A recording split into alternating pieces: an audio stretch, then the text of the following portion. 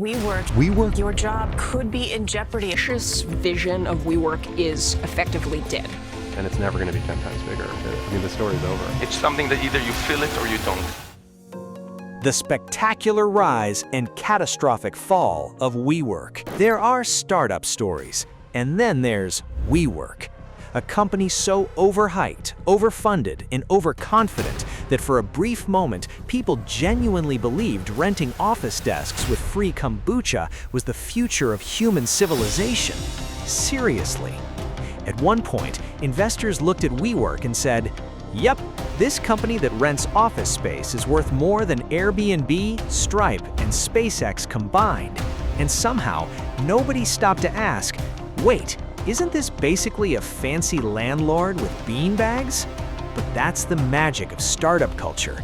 If you say community, disruption, and changing the world enough times with enough confidence, investors might hand you billions before asking what your company actually does. And nobody mastered that performance better than Adam Neumann. This is the unbelievable story of how WeWork rose from a tiny New York co-working idea into one of the most valuable startups on Earth, only to collapse in spectacular fashion so quickly that the business world looked like it had collectively witnessed a magic trick gone horribly wrong. The birth of a billion-dollar dream. Before WeWork became a global phenomenon, Adam Neumann was an ambitious entrepreneur in New York with a background that included service in the Israeli Navy and several unusual business ideas, including baby clothing with built-in knee pads. He later partnered with architect Miguel McKelvey to create a new concept. It's about time to give you a tour of where we work. Everyone that I've met through the WeWork community has been absolutely awesome, and all the staff here are incredible. Turning traditional office spaces into community-driven environments. Launched in 2010 in Manhattan, WeWork quickly gained traction by offering flexible, modern workspaces with stylish designs, networking opportunities, and social perks. It sold not just office space, but a sense of community and belonging, which resonated strongly with freelancers and startups, helping the idea spread rapidly. The cult of WeWork.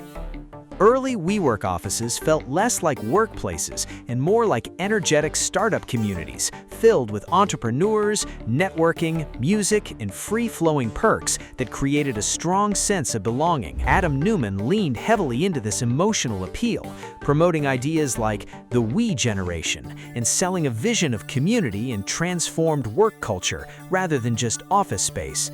This atmosphere attracted investors and early backing from firms like Benchmark, helping WeWork grow rapidly. By 2015, the company had 23,000 members, 32 locations, and a $10 billion valuation. Despite only renting desks, its rapid expansion impressed investors who prioritized growth over profitability during the startup boom. Enter Masayoshi Son and the billion-dollar madness. When SoftBank entered the picture in 2017 through its Vision Fund, everything accelerated for WeWork. SoftBank's strategy was to aggressively fund ambitious startups and push rapid global expansion, and when CEO Masayoshi Son met Adam Neumann, the partnership fueled extreme growth expectations. SoftBank invested around $8 billion, triggering rapid expansion into new cities, countries, and ventures, while WeWork's valuation soared from $10 billion to $20 billion and eventually $47 billion. At its peak, WeWork became one of the world's most valuable startups, but the financial logic behind that valuation was increasingly questionable. The giant red flags nobody wanted to see. Many people in the real estate industry were confused by WeWork's massive valuation because companies like IWG, formerly Regus, were already profitable, more experienced, and operated more locations, yet were valued far lower. Investors justified this by treating WeWork as a tech company rather than a real estate business, a trend common in Silicon Valley, where branding and hype often inflated valuations. Behind the scenes, WeWork was burning through cash rapidly, investing in everything from wave pool companies to superfood startups to apartment concepts and even an elementary school called WeGrow. The company's spending became increasingly reckless, signaling that things were beginning to spiral out of control. The IPO that exposed everything. In August 2019, WeWork announced plans to go public. So, Carl, WeWork is now officially pulling its IPO. They set it for the record now, the embattled office space sharing company saying in a statement from the co-CEOs. A move that was expected to cement its dominance on Wall Street. Instead, it exposed the company's deep financial and leadership problems. Investors discovered WeWork had lost nearly $690 million in just the first half of 2019, with total losses nearing $3 billion over 3 years. Then came the scandals. Adam Neumann had personally bought the trademark for the word "we" and sold it back to the company for $5.9 million. IPO documents also revealed major governance issues. WeWork reported a loss of $1.25 billion. The company has been struggling after a failed attempt, Including Neumann's overwhelming control, conflicts of interest, reckless spending, and weak oversight. Almost overnight, Wall Street lost confidence. Investors realized WeWork was less of a revolutionary tech company and more of an unprofitable business drowning in hype. Its valuation quickly crashed from $47 billion to estimates as low as under $10 billion, triggering panic across the startup world. The fall of Adam Neumann. By September 2019, WeWork officially postponed its IPO as investors lost confidence in the company. SoftBank and WeWork's board concluded that drastic changes were needed, and on September 24th, Adam Neumann resigned as CEO after becoming a major liability to investors. What followed was corporate chaos. Thousands of employees were laid off, WeGrow was shut down, assets were sold off, expansion plans collapsed, and the IPO was abandoned indefinitely.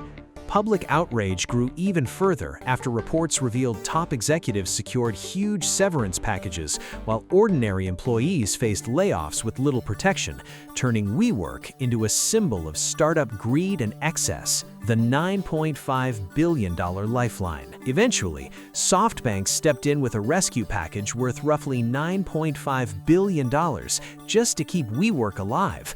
But by then, the damage was irreversible. The company that was once worth $47 billion had fallen below $8 billion. One of the most dramatic collapses in startup history was complete. Former employees described the emotional aftermath as exhausting.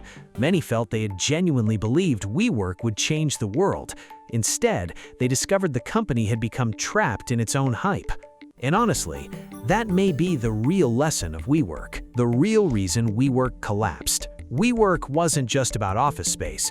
It became the perfect example of an era where growth mattered more than sustainability, vision mattered more than profits, charisma mattered more than discipline, and investors threw money at startups hoping they'd magically become the next Amazon or Facebook.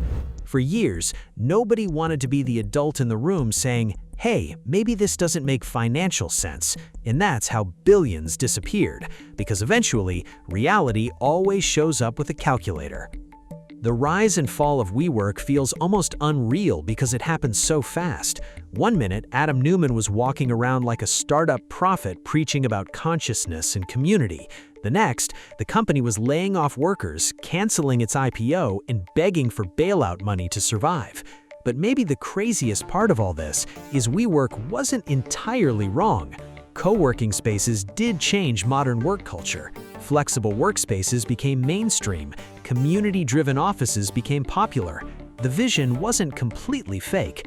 The problem was the unchecked greed, reckless spending, and blind obsession with growth at all costs. In the end, WeWork became a cautionary tale for the entire startup world, a reminder that hype can make you look like a genius right until the bill arrives. And trust me, that bill arrived with interest. If you enjoyed this deep dive into one of the wildest business collapses in modern history, make sure you smash that like button, subscribe to the channel, and turn on notifications for more unbelievable stories about power, money, ambition, and the people who flew too close to the sun.